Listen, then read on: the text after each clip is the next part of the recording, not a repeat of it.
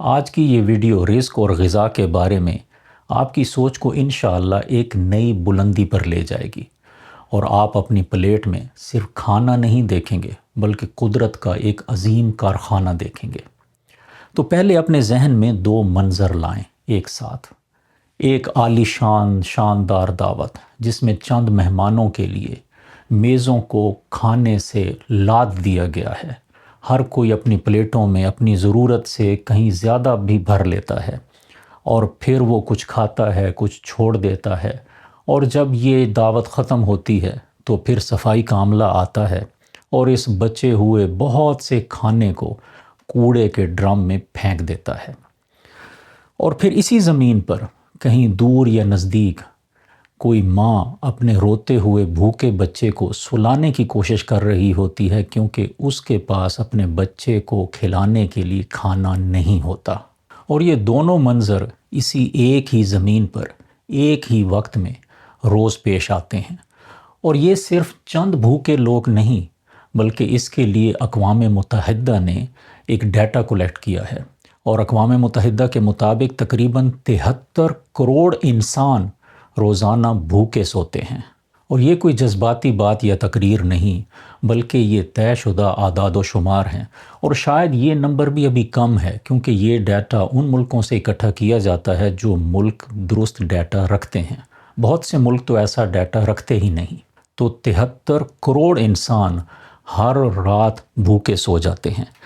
لیکن ہم دوسری طرف جب قرآن پاک میں دیکھتے ہیں تو اللہ تعالیٰ کا قرآن پاک میں ارشاد ہے کہ اور زمین پر کوئی چلنے والا جاندار ایسا نہیں جس کا رزق اللہ کے ذمے نہ ہو۔ تو اب سوچنے کی بات یہ ہے، یہ بھی تو چلنے والے جاندار ہیں، ان کا رزق کہاں ہے؟ اس سوال کا تفصیلی جواب تو ہم آگے جا کر دیکھیں گے، لیکن مختصر جواب یہ ہے کہ ان کا رزق ان کوڑے کے ڈرموں میں پھینک دیا گیا ہے، اور اس جرم میں ممکن ہے کہ میں اور آپ بھی شامل ہوں۔ اس دنیا میں فوڈ کی پیداوار اور تقسیم پر بہت سے اداروں نے تحقیق کی ہے، جس میں خاص طور پر اقوام متحدہ کا ادارہ فوڈ اینڈ ایگریکلچرل آرگنائزیشن شامل ہیں، اور اس کے علاوہ بہت سے اور پرائیویٹ ادارے ہیں، اور انڈیویجول محققین نے بھی اس کے اوپر بہت سی تحقیقات کی ہیں اور اپنے اعداد و شمار شائع کیے ہیں۔ تو ان تمام تحقیقات کا خلاصہ یہ ہے کہ جو ہم یہاں پہ اب سمجھیں گے، ان تحقیقات میں دیکھا گیا کہ دنیا اس وقت اپنی پوری آبادی سے تقریباً 1.5 گنا زیادہ غذا پیدا کرتی ہے۔ یعنی دنیا کی آبادی تقریباً 8 ارب سے کچھ زائد ہے، لیکن جو سالانہ اس دنیا میں غذا پیدا ہوتی ہے وہ 10 ارب سے بھی زائد لوگوں کی ضرورت سے بھی بہت زیادہ ہے۔ تو اس سے ہمیں ایک تو اس بات کا پتہ چلتا ہے کہ زمین پر موجود ہر ایک انسان کے لیے غذا وافر سے زیادہ موجود ہے، اور ماہرین ہمیں بتاتے ہیں کہ دنیا میں بھوک کی بنیادی وجہ غذا کی قلت نہیں، بلکہ اس کی تقسیم کی ناانصافی اور اس کا بے تحاشا ضیاع ہے۔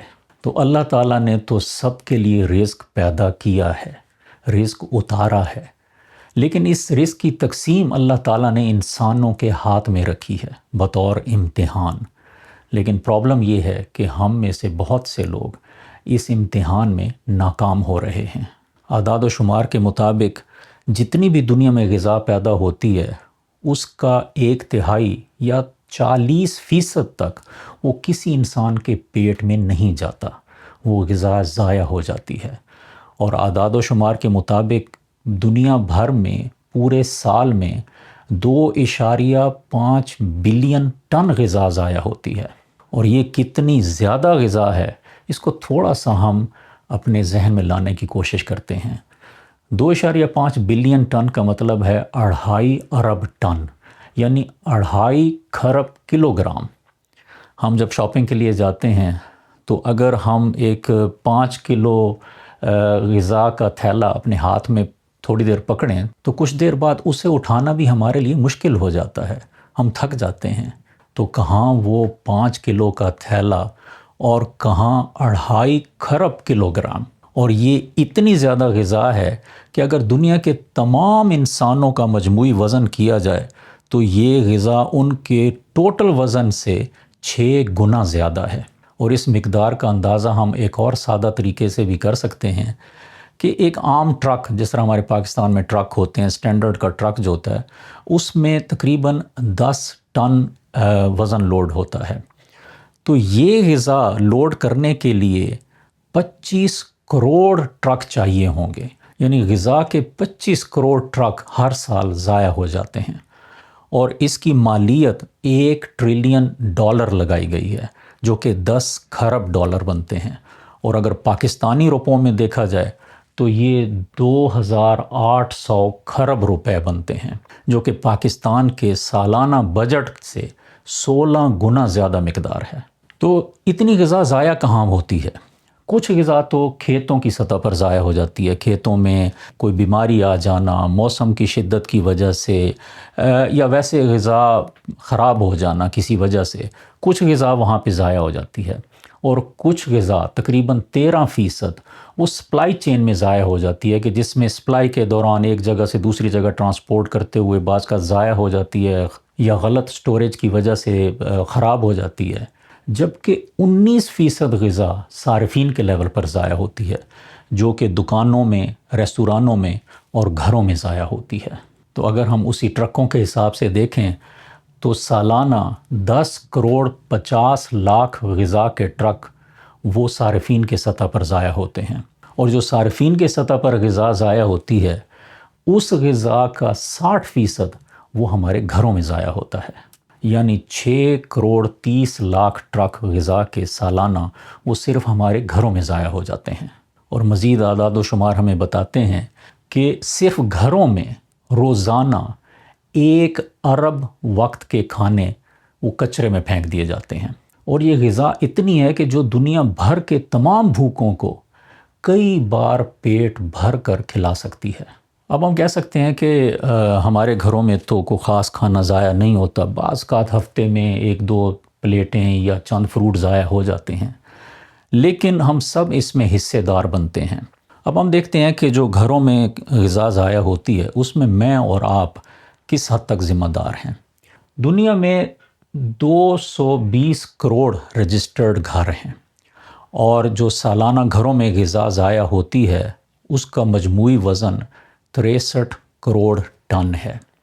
اب اس غذا کو ان 220 کروڑ گھروں میں تقسیم کر کے اور پھر 365 دنوں پر تقسیم کیا جائے تو ہمیں پتہ چلتا ہے کہ فی گھر جو غذا ضائع ہوتی ہے وہ روزانہ ایوریج 3 پاؤ ہے. اب ظاہر ہے کسی گھر میں روزانہ اس سے بہت کم غذا ضائع ہوتی ہوگی، لیکن ایسے بھی گھر ہیں جن میں اس سے کہیں زیادہ، کئی کلو گرام میں روزانہ غذا ضائع ہوتی ہے. تو ہم دیکھتے ہیں کہ میں اور آپ کہاں کھڑے ہیں. اگر ہم کہیں کہ جی ہمارے ہاں اتنی غذا تو روزانہ ضائع نہیں ہوتی، آدھا پاؤ ہمارے گھر میں اگر روزانہ غذا ضائع ہو تو پھر بھی یہ مجموعی 2,75,000 ٹن روزانہ غذا ضائع ہونے کا سبب بنتی ہے. اور ہر گھر میں روزانہ اگر صرف 1 چھٹانک بھی غذا ضائع ہو تو یہ بھی مجموعی طور پر 1,27,000 ٹن غذا بنتی ہے. ہم کہیں کہ ہمارے گھر میں تو اتنی بھی غذا ضائع نہیں ہوتی، تو پھر یہ دیکھیں کہ اگر 1 لقمہ غذا، ہر گھر میں صرف 1 لقمہ بھی روزانہ ضائع ہو تو یہ بھی روزانہ مجموعی غذا 55,000 ٹن بنتی ہے. اور یہ بھی ایک اوسط لقمہ لیا گیا ہے جو کہ تقریباً 25 گرام کا بنتا ہے. لقمہ بڑا بھی ہو سکتا ہے، 35 گرام تک بھی ہوتا ہے، لیکن 25 گرام کا ایک درمیانے سائز کا لقمہ، صرف 1 لقمہ بھی اگر ایک گھر میں ضائع ہو تو یہ بھی 55,000 ٹن تک ضیاع کا سبب بنتا ہے. تو اس سے ہمیں اس حدیث کے مفہوم کی صحیح سمجھ حاصل ہوتی ہے کہ جس میں رسول کریم صلی اللہ علیہ وآلہ وسلم نے ہمیں تعلیم دی کہ اگر 1 لقمہ بھی نیچے گر جائے تو اسے اٹھائیں، اس پر اگر گندگی ہے تو اسے صاف کریں اور اسے استعمال کریں. اور اسی طرح پلیٹ کو صاف کرنے کا بلکہ چاٹنے کا حکم ہے. اگر ہم پلیٹ کو اچھی طرح صاف نہ کریں تو اس میں تقریباً 1 لقمہ جتنی غذا تو بعض اوقات لگی رہ جاتی ہے. اور صرف اتنی سی غفلت بھی روزانہ 55,000 ٹن غذا کے ضائع ہونے کا سبب بنتی ہے. تو اس سے ہمیں یہ بھی سمجھنا چاہیے کہ غذا کا جو عالمی بحران ہے اس کی اگرچہ حکومتوں اور کارخانوں پر بھی ذمہ داریاں ہیں، لیکن زیادہ بڑی ذمہ داری ہم پر ہے، ہمارے گھروں پر ہے. اور اب ہم چند عملی مشورے دیکھ لیتے ہیں کہ ہم کس طرح اس غذا کے ضیاع کو کم کر سکتے ہیں۔ سب سے پہلے تو خریداری۔ جب ہم خریداری کرنے کے لیے جائیں تو پہلے سے ایک لسٹ بنائی ہوئی ہونی چاہیے کہ ہمیں ہفتے بھر یا مہینے بھر کی جو ہم نے خریداری کرنی ہے وہ کتنی ہونی چاہیے۔ اور ایک اور مشورہ بھی دیا جاتا ہے کہ جب آپ سپر مارکیٹ میں شاپنگ کے لیے جائیں تو بھوک کی حالت میں نہ جائیں۔ یہ ہمارا اکثر تجربہ ہے کہ اگر ہمیں بھوک لگی ہو تو ہم زیادہ غذا خرید لیتے ہیں، اور جب ہم گھر میں کھانا پکائیں تو اتنا ہی پکائیں جتنا ہم جانتے ہیں کہ یہ استعمال ہو جائے گا، اور اپنی پلیٹ میں بھی اتنا ہی ڈالیں کہ جتنا ہم آسانی سے کھا لیں، بلکہ کم ڈالیں اور ضرورت پڑے تو بعد میں اور ڈال لیں۔ اور یہ اصول خاص طور پر اگر شادیوں میں اور دعوتوں میں استعمال کیا جائے کہ اپنی پلیٹ کو صرف ضرورت کی حد تک بھرا جائے، تو پھر ہم اچھی طرح سمجھ سکتے ہیں کہ ہم کتنی غذا بچا سکتے ہیں۔ اور یہ ہے کہ بچا ہوا کھانا ہم پھینکیں نہیں، بلکہ اسے سنبھالیں، اسے سٹور کریں۔ ہمارے پاس سٹوریج باکسز ہونے چاہیے، غذا کو سٹور کرنے کا ایک پراپر طریقہ ہونا چاہیے، فریج میں، فریزر میں ہم اسے سٹور کریں دوبارہ استعمال کے لیے۔ اور ایک جو بہت اہم چیز ہے وہ یہ کہ غذا کی پیکنگز کے اوپر ایک ڈیٹ لکھی ہوتی ہے، جسے بیسٹ بیفور ڈیٹ کہتے ہیں یا بعض جگہوں پر ایکسپائری ڈیٹ کہتے ہیں۔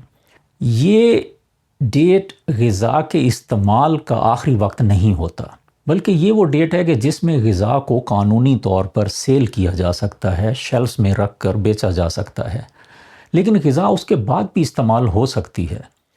اور اس کے لیے ایک دوسری ڈیٹ ہوتی ہے جو غذاؤں پر اکثر لکھی نہیں ہوتی، لیکن وہ ہم نے خود سے فائنڈ کرنی ہوتی ہے، جسے یوز بائی ڈیٹ کہتے ہیں۔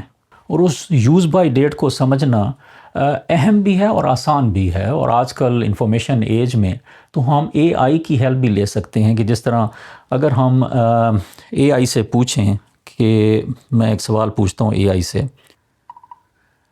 میرے پاس چائے کی پتی کا ایک باکس ہے، اس پر جو بیسٹ بیفور ڈیٹ ہے اس کا آج آخری دن ہے، کیا میں اسے استعمال کر سکتا ہوں اور کب تک استعمال کر سکتا ہوں؟ اس کی یوز بائی ڈیٹ کیا ہوگی؟ ہاں بالکل استعمال کر سکتے ہیں۔ بیسٹ بیفور ڈیٹ کوئی سخت ڈیڈ لائن نہیں ہوتی، یہ صرف بتاتی ہے کہ اس کے بعد کوالٹی، سواد یا تازگی تھوڑی کم ہو سکتی ہے۔ یہ سیفٹی کا معاملہ نہیں ہے۔ چائے کی پتی ویسے بھی بہت ہی سٹیبل چیز ہوتی ہے، کیونکہ اس میں نمی نہیں ہوتی، تو خراب ہونے کا رسک لگ بھگ نہ کے برابر ہے۔ اگر صحیح طریقے سے یعنی ایئر ٹائٹ کنٹینر میں سوکھی جگہ پر دھوپ سے دور رکھی ہے تو یہ بیسٹ بیفور ڈیٹ کے مہینوں بعد، یہاں تک کہ 1-2 سال بعد بھی استعمال ہو سکتی ہے۔ کوئی فکس یوز بائی ڈیٹ نہیں دی جا سکتی اس کے لیے، بس چیک کر لیجئے گا کہ پتیوں میں کوئی عجیب سی گند، پھپھوند یا نمی تو نہیں آئی۔ اگر خوشبو تازہ لگ رہی ہے تو بے جھجک استعمال کرتے رہیے۔ تو یہ ایک امپورٹنٹ چیز ہے جو ہمیں ذہن میں رکھنی چاہیے، کیونکہ بہت دیکھا جاتا ہے کہ بہت سے گھروں میں جب ڈیٹ دیکھی جاتی ہے اور سوچا جاتا ہے یہ تو ایکسپائر ہو گئی، اور بغیر سوچے سمجھے اس غذا کو ضائع کر دیا جاتا ہے۔ میں نے چونکہ سوال اے آئی سے پوچھا ہے پتی کے بارے میں، اور وہ ڈرائی چیز ہوتی ہے، وہ تو ظاہر ہے کئی مہینوں اور سال میں بھی 1-2 سال بعد تک بھی استعمال ہو سکتی ہے، لیکن بعض چیزیں جو ڈرائی نہیں ہوتی، ویٹ ہوتی ہیں، تو وہ اس سے بہت کم عرصے میں جو بیسٹ بیفور ڈیٹ ہے اس کے بعد استعمال کی جا سکتی ہیں۔ لیکن اس چیز کے اوپر ہم نے خود ایک کامن سینس بھی استعمال کرنی ہے۔ غذا کو چیک کریں، دیکھیں، اس کو سمیل کریں، اگر وہ ٹھیک لگ رہی ہے تو اسے استعمال کیا جائے، نہ کہ اسے صرف ڈیٹ کی بنیاد پر، وہ بیسٹ بیفور ڈیٹ کی بنیاد پر غذا کو ضائع نہ کریں۔ تو بیسٹ بیفور ڈیٹ اور یوز بائی ڈیٹ کے فرق کو ہمیشہ ذہن میں رکھیں۔ اسی طرح ہم بعض خراب صورت پھل اور سبزیوں سے گھبرا جاتے ہیں اور ہم انہیں ڈسکارڈ کر دیتے ہیں۔ ہم خریداری کے لیے جاتے ہیں، کوئی گاجر یا ایسی چیز وہ ٹیڑھی ہو، ہم اسے نہیں خریدتے، یا گھر میں اگر کوئی ایپل وغیرہ ہے اس پہ کوئی داغ سا ہو، ہم اسے بھی اکثر ڈسکارڈ کر دیتے ہیں۔ تو صرف اس صورت پر ڈسکارڈ نہ کریں، اسے چیک کریں، اگر وہ اندر سے ٹھیک ہے، خراب چیز نہیں ہوئی تو اسے استعمال کریں۔ اسی طرح اپنی ضرورت سے زائد جو غذا ہے اسے بانٹیں، اور ضروری نہیں کہ یہ غریبوں میں ہی بانٹنا ہے، بلکہ محلے والوں میں، پڑوسیوں میں، رشتہ داروں میں جو بھی کھانا زائد ہو وہ بھیجنے کی ایک عادت بنائیں۔ ہم اپنے بچپن میں دیکھتے تھے کہ اکثر روزانہ ہی بعض گھروں سے کچھ نہ کچھ کھانا آ جاتا تھا، اسی طرح ہمارے گھر میں جو کھانا زائد ہوتا تھا ہم دوسرے گھروں میں بھیجا کرتے تھے۔ اس وقت اسے چاہے وہ تھوڑا سا بھی کھانا آتا تھا، اسے کوئی معیوب نہیں سمجھتا تھا، نہ بھیجنے والا نہ وصول کرنے والا۔ آج ایک تو اس چیز کا رواج بہت کم ہے، اور دوسرا یہ کہ اب یہی سمجھا جاتا ہے کہ کوئی بہت بڑی پلیٹ ہو، اسے سجا کر کہیں بھیجیں تو پھر ہی بھیجیں، ورنہ تھوڑی سی غذا بھیجنے سے شاید انسلٹ فیل ہوتی ہے، اور وصول کرنے والا بھی شاید انسلٹ فیل کرتا ہے۔ تو ہمیں کوشش کرنی چاہیے کہ ہم اس رواج کو دوبارہ عام کریں۔ اور پھر یہ کہ دعوتوں کا جو بچا ہوا کھانا ہوتا ہے اسے خاص طور پر ضائع نہ ہونے دیں، بلکہ پہلے سے ہی ایک ترتیب بنی ہو کہ اگر کوئی شادی بیاہ کا فنکشن ہے یا کوئی اور دعوت ہے تو اس میں پہلے سے ہی ایک پلان ہو کہ جو غذا بچ جائے گی اسے محفوظ طریقے سے کسی فلاحی ادارے میں پہنچا دیا جائے۔ اور سب سے اچھا اقدام تو یہ ہے کہ جو محلے کی مسجد ہے اس میں ایک نظام بنایا جائے۔ رسول کریم صلی اللہ علیہ وآلہ وسلم کے اور صحابہ کرام کے وقت میں مسجدیں صرف نمازوں کے لیے نہیں ہوتی تھیں، بلکہ وہ ایک کمیونٹی سینٹر کے طور پر بھی استعمال ہوتی تھیں، بلکہ بعض اوقات حکومتوں کے امور بھی وہاں پر ڈسکس کیے جاتے تھے۔ اسلام مکمل ضابطہ حیات ہے، اور مسجد جو ہے وہ اسلام کا ایک سینٹر ہے، تو وہ سینٹر جو ہے وہ مکمل ایک ضابطہ حیات کی ریپریزنٹیشن بھی اس میں ہونی چاہیے نا۔ تو مسجدوں میں ایسی کمیٹیاں بننی چاہیے، جس طرح مسجد میں نمازوں کی کمیٹی ہوتی ہے یا چندہ جمع کرنے کی کمیٹی ہوتی ہے، تو ایک غذا کی کمیٹی بھی بنائی جائے کہ جو اس چیز کا خیال رکھے کہ قریبی جو ایونٹس ہال ہوتے ہیں، جو ریستوران ہیں یا ایون گھروں سے وہ زائد غذا کو کلیکٹ کریں، اور پھر وہ ضرورت کی جگہوں پر فلاحی اداروں میں، یتیم خانوں میں یا ایسی کسی بھی ضرورت کی جگہوں پر وہ غذا پہنچائیں۔ یہ بہت بڑی عبادت ہے، اور ہماری مسجدیں اس چیز کا سینٹر بننا چاہیے۔ اور اسی طرح ریستورانوں اور جو فلاحی ادارے ہیں ان کے درمیان تو ایک باقاعدہ ربط ہونا چاہیے کہ ہر ریستوران کا کسی نہ کسی فلاحی ادارے سے رابطہ ہو، کہ ہر شام جو وہاں پر ایک ریستوران میں جو غذا بچ جائے وہ ایک نظام کے طور پر روزانہ کی بیس پہ وہ ان اداروں میں بھیج دی جائے، اور وہ ادارے اس کو آگے فردر تقسیم بھی کر سکتے ہیں، یا جس طرح اگر وہ یتیم خانہ ٹائپ کے ادارے ہیں تو وہ صبح کے وقت بچوں کو وہ ناشتے میں وہ غذا کھلائی جا سکتی ہے۔ تو یہ چھوٹے چھوٹے اقدامات ہیں جو بہت بڑا فرق پیدا کریں گے۔ اور سب سے اہم چیز کہ ہم اپنے بچوں کو یہ باتیں سکھائیں، ان کو احساس دلائیں کہ غذا کتنی بڑی نعمت ہے، اور انہیں یہ احساس دلائیں کہ ان کا پیٹ بھرا ہوا ہے، وہ جو چاہتے ہیں انہیں مل جاتا ہے، لیکن اس دنیا میں ایسے بچے ہیں کہ جنہیں کھانے کے لیے انف غذا میسر نہیں ہوتی۔ تو چھوٹی عمر سے ہی ان کے اندر یہ احساس پیدا کریں غذا کے ضیاع کو بچانے کا، اور اس کی ایک منصفانہ تقسیم کا ان کے اندر ایک شروع سے ہی رجحان بنائیں۔ تو اب آخر میں ہم دیکھتے ہیں کہ اسلام نے اس بارے میں کیا اصول ہمیں بتائے ہیں۔ اسلام میں غذا کا احترام جو ہے وہ ایمان کا حصہ ہے۔ میں نے انہیں 4 کیٹیگریز میں بنایا کہ جو 4 اصول ہمیں اسلام میں بڑے بڑے نظر آتے ہیں۔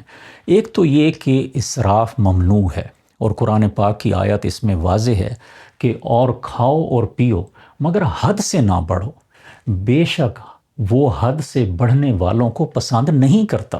تو اس حد سے بڑھنے کا خیال ہم ہر لیول پر رکھیں، خریداری کے وقت بھی حد سے نہ بڑھیں، پکاتے ہوئے بھی حد سے نہ بڑھیں، اپنے پلیٹ میں کھانا ڈالتے ہوئے بھی حد سے نہ بڑھیں، اور کھاتے ہوئے بھی حد سے نہ بڑھیں کہ ہم ضرورت کے مطابق کھانے کے باوجود ہم اسے کھائی جا رہے ہیں کہ بس پیٹ کو ہم نے ٹھونسنا ہے، بھرنا ہے، اور پھر اس کے بعد بھی حد سے نہ بڑھیں کہ بچا ہوا کھانا ہم بس ایک ٹریش بن میں کوڑے کے ڈرم میں پھینک دیں کہ کوئی بات نہیں کل اور بنا لیں گے۔